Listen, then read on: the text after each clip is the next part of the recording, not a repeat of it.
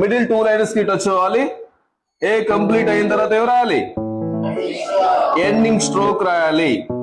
So B small curve and straight line.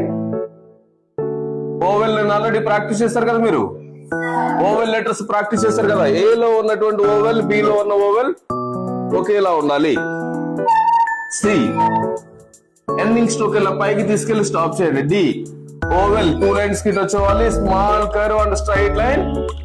D completed after ఏం రాయాలి? Ending stroke రాయాలి. ఈ కూడా ఎండింగ్ స్ట్రోక్ ఇట్లా పైకి తీసుకెళ్లి స్టాప్ చేయండి అలా. ఎఫ్ ఆల్రెడీ మనందరికి ఇలా రాయటం వచ్చు కదా, ఎవరు కన్ఫ్యూజ్ అవ్వద్దు. ఎఫ్ రాయటంలో మనం ఇలా రాసేటువంటి ఎఫ్ కి జస్ట్ ఈ స్ట్రోక్ రాస్తే లూసిడ్ ఎఫ్ అవుతుంది. జి ఓవెల్ మిడిల్ 2 లైన్స్ కి టచ్ అవ్వాలి. Next H starting small curve and straight line. H complete అయిన తర్వాత ఎండింగ్ స్ట్రోక్ రాయాలి. I starting stroke, I ending stroke. I పైన జే పైన డాట్స్ మాత్రమే పెట్టాలి, జీరోస్ పెట్టొద్దు, గుర్తు పెట్టుకోండి. డాట్ పెట్టాలి, ఆ డాట్ కూడా ఎక్కడ ఉండాలి? దగ్గరగా ఉండాలి. Next J starting stroke, straight line, curve, dot. K small curve and straight line. K completed after ending stroke. L small curve and straight line, ending stroke. M starting stroke, M ending stroke. M middle line also should touch base line. అంటే base line అంటే third line. Middle line కూడా third line touch చేస్తూ రాయాలి.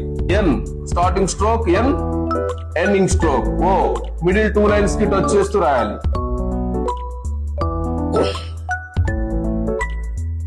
P starting stroke, straight line. So oval.